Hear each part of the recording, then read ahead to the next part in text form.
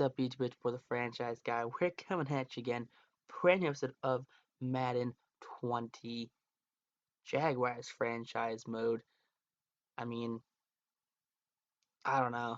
Late episode. Hopefully it gets up in time. We got a bit of a streak going. We've had at least 2 uploads a day every day for a while now. Well, I mean, we've had at least an upload a day for a while now. 2 uploads can be hit or miss. Sometimes I just don't feel well, and I don't can't really record a Be a Pro or a um I don't know, or a franchise mode. So every once in a while that does happen. I apologize to people who do miss out on those episodes. And I mean, there's a bunch of episodes though in the series though. If so that's one thing about it. It's like, hey, there's a bunch of episodes in the series, and I mean, always catch up on those if you missed some episodes of that. But we're doing Matter right now. Josh Allen, our big left end here, gets an upgrade. Gets two actually. Get an upgrade. That was that run stop right there. Get up to an 89 overall. And upgrade run stop yet again. Because I never really thought of it. But the point of the development trait, things like that, is to have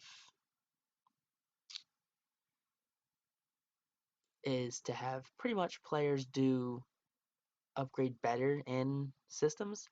So we've kind of neglected his run stopping ability. So it's kind of slowed him down developing a little bit. But right there, you saw that not only did the Cowboys won the Super Bowl right there, won the Super Bowl in the 2020-2021 season. So not this past season where the Chiefs won the Super Bowl. I forget who won that Super Bowl in this game, but for us and our year number 2, it was the Cowboys against Tom Brady. I mean, I guess I have to root for Tom Brady at that point because I don't want the Cowboys to win. But going through free agency, you're seeing all the top free agents. I mean, Jake Elliott, Kirk Cousins, Butler, Ryan Switzer. I mean, bunch of guys. Drew Brees up there, Dustin Hopkins. I mean, bunch of guys who would never really be free agents like Drew Brees and a Philip Rivers. But I guess Rivers a little different since, well, frankly, he's a free agent pretty much right now. But Josh Hill, the tight end, 75 overall, out of Idaho State. Gonna offer him a 2-year deal right there worth 96 points. Trent Williams, big left tackle, 33 years old, gonna offer him a 3-year deal out of Oklahoma. I mean, played for the Redskins, was the captain there, but we need to solidify our offensive line. And in doing so, we're bringing in Trent Williams, 101 point offer right there. Massive, massive offer for the veteran. Safety Eric Weddle, he's 36 now, 14 years in the league out of Utah. Offer him a 1-year deal. Just hey, stick around with us. Maybe you win a ring. You'll play with the Chargers, play with the Ravens. Real captain of the defense right there. It's like a Malcolm Butler, not Malcolm Butler, a Malcolm Jenkins. That's the correct Malcolm I'm thinking of. Levante Taylor spent some time on our team. Gonna get him on a super cheap deal. I mean, what, he had 5 picks last year for us. I mean, you can't sit there and not bring him in. He's got to come in for you. But Taylor was at 77 points right there. You see Hill and Weddle both accept. That's what you want right there. That is what you definitely want to see right there. Trent Williams getting offered a bigger contract by the Chargers, who we just got smacked by in last episode, so yesterday's episode. So you offer him an even bigger contract, 4 years this time. So now we're 1 point above the Chargers. I'm sorry, like we don't need Jalen Ramsey, we don't need Will Fuller, but right there, Trent Williams accepts our contract offer, 4 years for a 33-year-old tackle. And I mean, I am sorry, but that's not a realistic offer. I mean, it could be. Yeah, I think what Jason Peters is 38 years old. He's almost 40, and he's still kicking in the league, and he's doing it pretty well. That if you know that superstar Trent Williams can produce, we're gonna have him. But taking a look at everyone and where they signed, I mean, Pouncey, they couldn't get Williams, so they go after Pouncey. Those Chargers did. I mean, you're seeing a lot of Chargers, seeing a lot of Seahawks right now. A lot of Patriots, more Chargers. There's a Cardinal, another Dolphin, Texan, more Patriots. Was a first Raider I think I saw. Jets get Solomon Thomas. Griffin goes to the Vikings.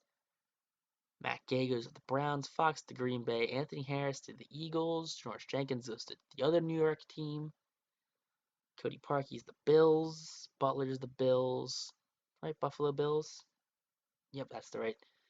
For some reason couldn't think of that was actually the team was called. Manti Te'o goes to Green Bay. Cameron Johnston was that. Where do you go to? Is that Pittsburgh I saw? I mean, it's whatever. Pretty pretty calm free agency class right here. Nothing too big, honestly. Joe Thomas for the Eagles. Marcus Weldon. Robert Aguayo goes to the Broncos. I mean, if they're going for kicking help, he is not who you want coming in to help you kick. I mean, now we're getting to all the creative players. Ooh, Levon Hooks, he's real.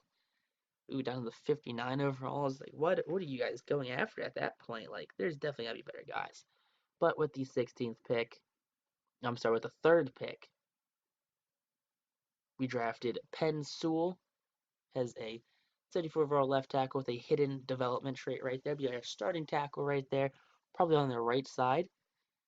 At pick 23, we picked Creed Humphrey, the center out of Oklahoma, with a hidden development trait, 74 overall, so probably be our starting center too. So we are loading up on all offensive linemen. At pick 30 at the end of the first round, we'll pick up ASANTE Samuel Jr. We don't have a second round pick, or at least not an early one, so we don't want to miss out on him. So we did pick him up a little early. But ASANTE Samuel's son, got to pick him up. Hidden development trait. Jordan Davis, the right end. He was ranked 59. You got him at 87. Not bad pickup. 68 overall. Little low. Normal dev trait. Little unfortunate. Hope we could have gotten a star or a hidden dev right there. Probably would have made it all so worth it. Tyler Friday, 6'3 defensive tackle out of Ohio.